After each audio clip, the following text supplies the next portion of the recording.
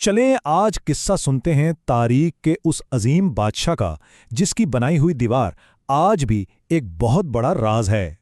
تو آخر کون تھا وہ بادشاہ جس نے فساد کو قید کرنے کے لیے ایک دیوار بنا دی؟ چلیں اس دلچسپ داستان سے پردہ اٹھاتے ہیں۔ تو جناب اس کہانی کا جو مرکزی کردار ہے اس کا نام ہے ذوالقرنین، ایک ایسا بادشاہ جسے اللہ کی طرف سے خاص طاقتیں ملی تھیں اور جو اپنے انصاف کی وجہ سے ہر جگہ جانا جاتا تھا۔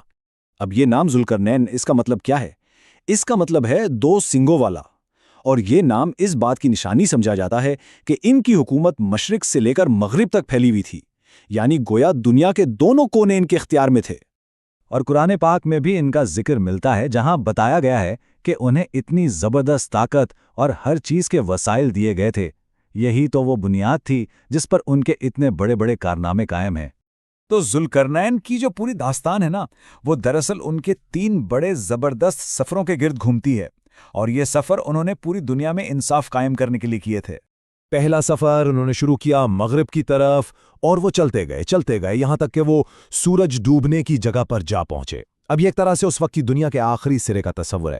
وہاں انہیں ایک گندلے پانی کے چشمے کے پاس ایک قوم ملی، اور اللہ نے انہیں اختیار دیا، چاہو تو انہیں سزا دو یا ان کے ساتھ نرمی کا سلوک کرو۔ تو انہوں نے کیا چنا؟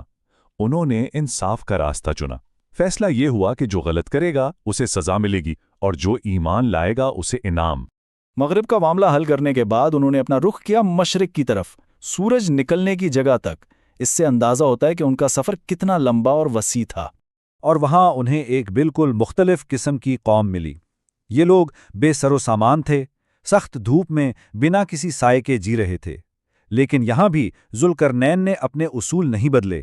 انہوں نے ان کے ساتھ بھی ویسا ہی عدل و انصاف کیا جیسا وہ مغرب میں کر کے آئے تھے۔ اب آتے ہیں ان کے تیسرے اور سب سے مشہور سفر پر۔ یہ سفر تھا شمال کی طرف، جہاں 2 پہاڑوں کے درمیان بسی ایک قوم نے ان سے مدد کی فریاد کی۔ اور یہیں سے شروع ہوتی ہے ان کے سب سے بڑے کارنامے کی کہانی، یعنی وہ عظیم الشان لوہے کی دیوار جو فساد اور تباہی کو روکنے کے لیے ایک بہترین انجینئرنگ کا نمونہ تھی۔ ان لوگوں نے التجا کی، ہمیں یاجوج اور ماجوج سے بچائیں، یہ زمین پر بہت فساد پھیلاتے ہیں۔ دیکھیں، یہ جو یاجوج ماجوج تھے نا، یہ فسادی قبائل تھے، تباہی اور بربادی کی علامت، اور لوگ ان کے ظلم سے بالکل تنگ آ چکے تھے۔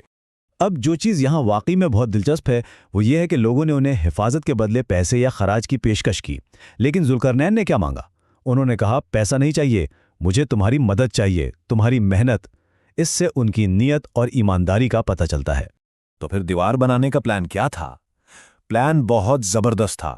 سب سے پہلے پہاڑوں کے بیچ جو جگہ تھی اسے لوہے کی بڑی بڑی اینٹوں سے بھر دو، پھر ڈھوکنیوں سے آگ کو اتنا تیز کرو کہ لوہا بالکل سرخ ہو جائے، اور آخر میں اس پر پگھلا ہوا تانبا ڈال دو تاکہ سب کو جڑ کر ایک ایسی مضبوط دیوار بن جائے جسے کوئی توڑ نہ سکے۔ اور اس کا نتیجہ ایک ایسی ناقابل تسخیر دیوار جو یاجوج اور ماجوج کے فسادی قبائل کے لیے ایک قید خانہ بن گئی، اور یہ دیوار قیامت کے قریب تک ان کا راستہ روکے رکھے گی۔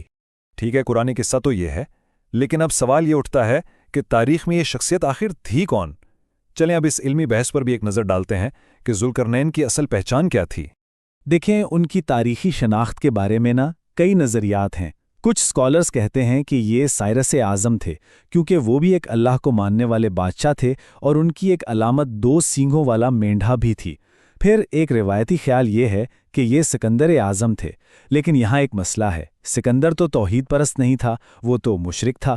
ایک تیسرا نظریہ انہیں قدیم یمن کے ایک ہمیری بادشاہ سے بھی جوڑتا ہے۔